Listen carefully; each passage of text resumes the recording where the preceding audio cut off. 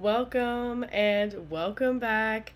We had, in the words of the great Dean Thomas, probably the best middleweight performance in the last 3 years last night, okay? Fluffy Hernandez, he took Roman Dolidze for a ride, okay? He took him for a ride that he didn't want to ride. You know, his game plan is to make you hate your life. And he did it. He did it. That's why we got the terror shirt on. Okay? Kind of want to make that a thing. Like, bring out the terror shirt when real terror was inspired. That was such an incredible main event performance, and we had so many great fights, right? The Apex is a little sneaky gal, isn't she? She's a little sneaker. And it was quite the night. It's quite the night. It was flash, it was flare, and it ended just in a way that left you smiling. Okay? I was grinning just ear to ear. It was such an incredible performance, right? Let's break it down, give a review, a little dynamic review for the UFC Fight Night. Fluffy Hernandez versus Roman Dolidze in the grand old Apex. It is very hot today. First fight, we had Cody Brunges versus McConnico. That was a little last minute ad, a little like, hey, let's get, just throw a fight in at the end, right? I think they added that one like literally the week of the fights. And those were some light heavyweight moments, okay? That was a bit of a weird one. DC and Dom were very upset that McConnico got the win. They thought that was not right. I thought everybody showed the wolf inside of them in that fight. Everybody showed the wolf inside of them. The thing about Cody Brunges is that, if you get near him, he's going to make it a tough fight. Okay, he's going to make it a tough fight. He's going to grind it out, right? Dominic points that out, of course. Telling us he loves to go there. He loves the fence. He loves getting close. Yep. But, McConnico, he really found himself in there as well. Like I said, they both found the wolf inside of them. That was a split decision. Pretty fun way to start it out, a little bit of a quirk fest. Then we had Gabriela Fernandez versus Julia Stoliarenko, women's flyweight, and that one we had some opposite stance situations, so it was a little a little awkward as it can kind of get, right? And John, we love John Gooden, shout out to John Gooden for his great research that he does and for his crazy quotes. He says some things every time. I'm like, girl, I'm gonna write that down. Gotta write that down. Okay. John asks a really good question about why, when fighters are in opposite stances, is it that they're leading with the power hand and not the jab? And, Dom and DC are ready to weigh in. Thank goodness. We love it.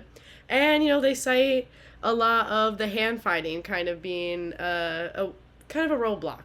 Okay, to get that jab in there. It's when you got the opposite stances. Gets a little bit, right? We get a little bit high-fivey. Hi, how are you? A little bit hi, how are you? And the jab is just, it's not, the window isn't there for it. So the power shots are oftentimes the leading hand, and also foot positioning. Another great point. So that was fun because we had a little slowy moment there. And John, he just come up with good questions. He always is. So yeah, but then the fight, we get some blood, okay? Stoliarenko gets split under the eye, and Gabrielle is just very, very good at defending any sort of attempt that Julia has to get on the ground, where her wheelhouse is, because, she's the armbar queen. She's the armbar girl. She wants to get the armbar, but she couldn't find her way in. She could not find her way in, and Gabriella was very, very strong in there, making things happen on the feet. Gets the unanimous decision win there. Just stopped those takedowns the whole way through. Then we had a crazy one with Eros Medics versus Gilbert Urbana. Okay, that one was cool. That was so much fun because it was the craziest thing, right? Fight starts and starts quick, very early. We're just like, we're colliding, okay? And Gilbert, he lands a good one and he knocks Eros down. It was a very just explosive start. And as they're playing the replay of that knockdown, oh no.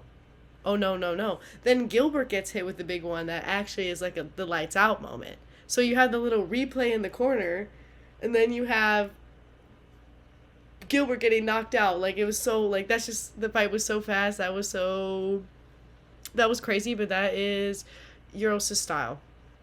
That's who he is, okay? Now he's on 9 knockouts. He's been here 5 years, and all of those 11 wins are in a finish in some way. Like, he just doesn't believe in a decision. That was crazy. But I've never seen that where it was, well, maybe I have. But that was crazy when it was like the replay of the other fighter who ends up getting knocked out, like finished, getting a knockdown just seconds before. Oh my gosh, what an exciting fight. What an exciting world. And then we had the bantamweight match that we knew we had to lock in on, right? Jocelyn Edwards versus Priscilla Catuera, we knew we had to lock in. Okay, we had to lock in. Jocelyn was so fast with her combos. She is just such a interesting striker, like, and just so aggressive in there. And this fight, and Priscilla has a no back down mentality. Zombie girl is not gonna back down, okay? But sometimes maybe it can lead a little bit with the head, and that's a bit of a risk. What do I know? But that was quite a moment. The punches were so fast. The way that Jocelyn was able to catch Priscilla was, again, one of those moments where it was too fast for the human eye to see. Oh my gosh, the combo landed. That was just so much violence. Striking's McGee. TKO round 1. Kind of wanted to see more because it was really exciting leading up to then, but just excited to see more in general from Jocelyn. What a moment. I mean, she was just in the perfect positioning for that punch to land in the most devastating fashion, and it so did. And then we had a men's bantamweight fight that was quirky at its finest. Elijah Smith versus Toshiomi Kazama. That was whack. That was a whack attack. I mean, holy heavens. We get a knockout via slam, right? Spoiler, that was the end. But what a weird quirk fest, like, up until then. It was kind of like, when cats link up and they roll and you don't know what's happening. And oh my gosh, but that slam, Elijah Smith, he picks up Toshiomi and he's just vicious. Back of the head moment, Woof. That was a woof. Hope that he's alright. Because that was a woof. That was a woof, but yeah. I mean, great performance for Elijah. And it just really adds to the vision of his fighting style where he's finding very weird angles to pick people up in general. He's a takedown guy, okay? But this time we went down, we went up, we went down again. And then we had light heavyweight matchup between Juice Walker and Rafael Carera. That was a banger. That was pretty cool. Those guys went at it. That was a grind, okay? That was a grind. Everybody had their moment. Everyone was dropped. Oh, there was a lot of, we got hurt. We had elbow moments. That was a great one.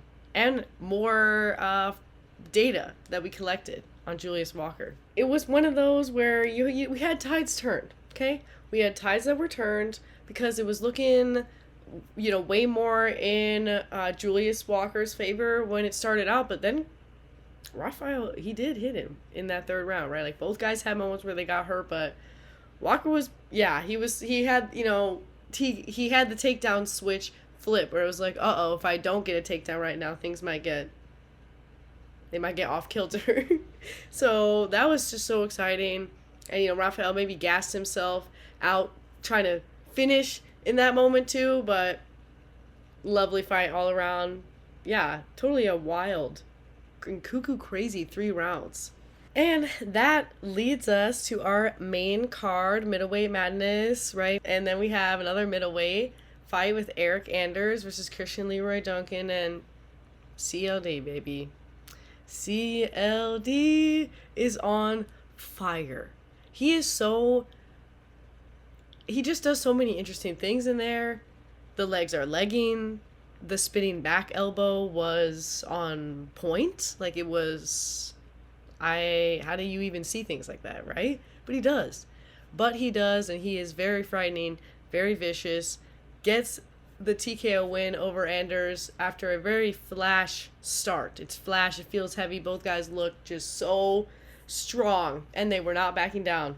But really, like, that's the spinning back elbow to open up an onslaught of punches. That was how Christian Leroy Duncan got the finish. CLD goes for the inside leg kick, right?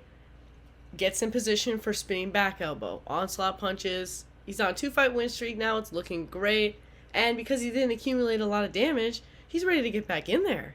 He's ready to get back in there tomorrow. Then we had a bantamweight matchup with Miles Johns and John Matsimoto, youngster who came in to fight Rob Font on short notice. And here he is again. And Miles Johns, pretty decent veteran. At least their records are like similar, but he's a deeper veteran in the UFC.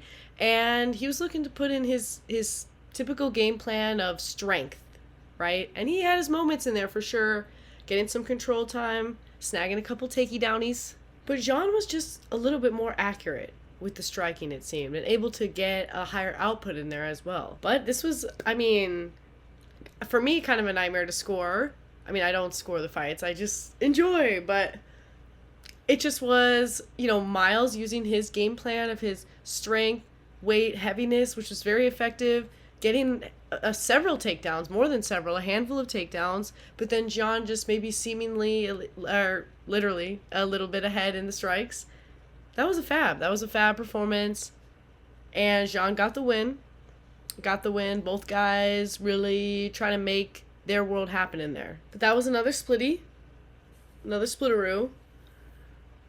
because that was a closey. And then we move on to the fight I was most anticipating, because I'm a big Andre Fili fan. Andre Fili and Christian Rodriguez, and I'm becoming a Christian Rodriguez fan. I am a fan, but he hasn't been here as long, right? And that was pretty cool because C-Rod is a fan of Andre Fili like myself. And here he is fighting him, and that was very cool because we got to see their flavor profile, right? Like how they like to fight their fights. Like C-Rod is oftentimes he's the shorter guy, so really has to turn on a different type of aggression to get in there, and he embraces that. He likes that. He really trusts his power because he has it. Watch out. And he's pretty tough, so he trusts that he can take a couple and get right in there. And then we know Fili. He leads with a jab. He was absolutely doing just that. Maybe a little less leg kicks than he usually does, but the angles, creating all of that crazy lateral movement, trying to find like openings on really weird spots. He's like the opposite of a straightforward fighter, very headhunty. That was a really good fight, and both guys really put it on. It was very competitive in terms of the strikes the entire way through. Andre Fili definitely threw in a little bit of his veteran game plan, getting the takedowns. He's always looking to get takedowns to just get a little bit more control time in there, right? Okay. And he got the winnie. Got the skinny. Both guys just so locked in, okay? So locked in. John, like we said, he's full of great quotes, okay? He is. And this was probably the best one of the night when talking about Andre Fili, right? Because he has such a diverse game plan. He really does mix in the takedowns, not in a panicked way. It's very strategic. Like, the way he sees openings is just, it's advanced stuff. And John says about Andre Fili's brain, an MMA map with 1,000 roads. He's just so right. That's just so true, John. John, you're so true. Okay. Fili's angles, but that was a great splitty. That was definitely a very, very tough. We had a lot of splitties on this night. And then we had Eisman Lucindo versus Angela Hill. That was an awesome strawweight fight. Eisman is like so rad. She's so rad and cool. The combos were like 6 punches at a time. It's very, very hard to, I feel like, put Angela Hill truly like on her back foot. Angela's very, very aggressive, and she's very active, obviously having like some of the most significant strikes out of anybody in the UFC. But Lucindo just like dealt with it. She dealt with it and was able to eventually get some pretty meaningful ground control time in there as well, but very aggressive on the feet. We love to see it. And we get a little, her talking after the win, Virna Jandiroba comes up, and it's all starting to make sense, of course, because Virna Jandiroba, that's some MMA prowess right there. That's her little prodigy. That's super cool. That was a very, very impressive performance from Lucindo to edge out Angela Hill like that, to control the whole fight, basically. What? But what was also cool was seeing Angela Hill go for a meaningful a meaningful submission attempt, actually, because that's not exactly her wheelhouse. She got her first ever career submission not long ago, but always evolving. She looked really great in there. That was a fab. That was a fabulous one. And that leads us to our co-main events with Steve Ersig versus Ode Osborne. A crazy switcheroo situation. Okay, what is going on there? Steve, they've been pulling Steve around like he's Pinocchio on a string. Okay? We feel for you, Steve. That was a great fight. That was very exciting. Ode Osborne is so long. That's, I feel like it's hard not to make that observation. And so the striking is frightening. Even though he's a sticky, subby guy as well, the striking is very frightening because there is a lot of space that he can create. And that fight, it had me on the edge of my seat because we saw some adversity early with Steve. Steve was in trouble early, okay? He got hitty, but he survived. He recovered, he found himself. Okay, he found himself, and Steve is really sticky, and he was making that happen. Okay, he was making that happen in the grappling, and those exchanges were, he was looking good, he was looking fresh. I mean, Ode got the first round, especially, pretty guaranteed when he got the knockdown like that, but, overall, but it was looking like it was 1-1 going into the third. And Steve definitely was like, we gotta lock in.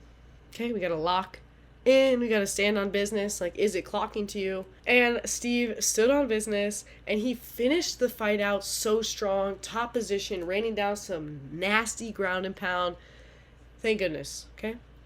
We needed this. Break that 3-fight losing skid, even though it has nothing to do with the rankings. The visuals, right? It's all about the visuals.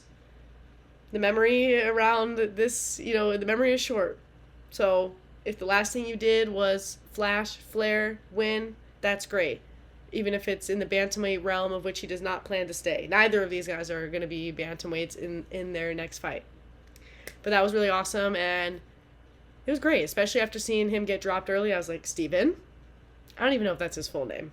I think his name is just Steve. But Steve, hold on. And he held on. Astro Boy propelled his way through, so that was awesome. And that led us to one of, I can't even say it without smiling, one of my favorite main event performances that I have ever seen. Oh my god. Oh my gosh, what a show. Right? I am starstruck. I'm no Dean Thomas, but I tend to agree with a lot of his assessments, and him and I, we are both absolutely starstruck by Anthony Hernandez after that performance. Talk about the dark horse of the division, because he has, all of these accolades that I feel are just quietly existing, and he comes out here, and he turns Roman Dolidze into a ragdoll.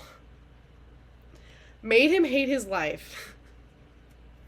And ultimately finishes the fight in a way that I don't think I've ever seen in my life. I do not think I have ever seen someone being dragged, rear naked choke, okay, tapping as they're being dragged, and then he just drops him like an old steak. Looks down on him. Oh my gosh, it was such beautiful cinema, and the way that up until that fourth round, so it took a while because Roman's tough.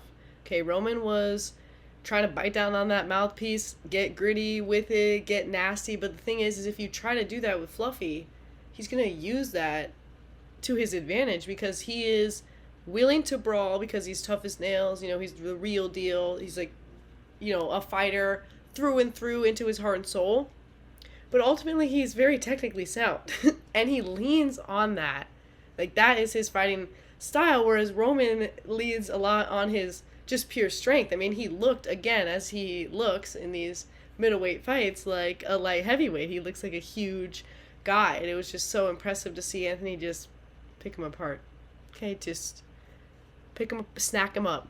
Just taking snack bits out of him, and yeah, he beat the will out of him, and dragging him off the fence, that is, with the choke. Come on, please tell me if you can recall a moment where you have seen anything like that. That was, yeah, just has me smiling because of how insane that really was. Anthony, you accumulated a lot of fans from that night, for sure. I mean, we knew Fluffy was the real deal, but that was something special, right? Like Dean Thomas said, probably, in my opinion, like one of the best middleweight performances in years. Main event, specifically, especially. Wow, seriously, like nothing I've ever seen. That was... And the damage that he put. Roman was, I mean, by the time he tapped and when we're, doing the hand raise, he looked beat up. So what's next for Fluffy? Who should he fight next? This is total middleweight madness. I mean, I think a lot of people, especially based on the odds, whatever, did think that Fluffy had a good chance at making this his fight, but I don't think we predicted that. Nope. I didn't. I did not. I did not think, it's just hard not to giggle about it because it's just so crazy. Yeah. So let me know what you think is next for Fluffy because, I'm all like hyped up, right? And so I'm like, give him a title shot. Just do it. Why not? But let me know what sort of realistic plans, because I think realistically it's one fight more and then it would be title shot. But because it's just middleweight madness, right? This division is so inspiring and so thick. It can be hard because there's a lot of moving parts. It feels like so many things change because there's just, wow, the top 15 in the middleweights are really scary. What a beautiful night, right? With so many awesome moments. Like, there were so many great moments last night. I can't even, a lot of split decisions because we had a lot of war and we had a lot of bullying, bully beatdown. Little bit of a bully beatdown too. We had absolutely everything. Don't sleep on those Apex cards. Yeah. So, here is our song of the night. We gotta go with something dominant and aggressive. Because, and it's a good one. It's a good terror song, right? Because we put on the terror. And by we, I mean Fluffy. That's it. So let me know anything else, favorite moments last night, etc. And peace out.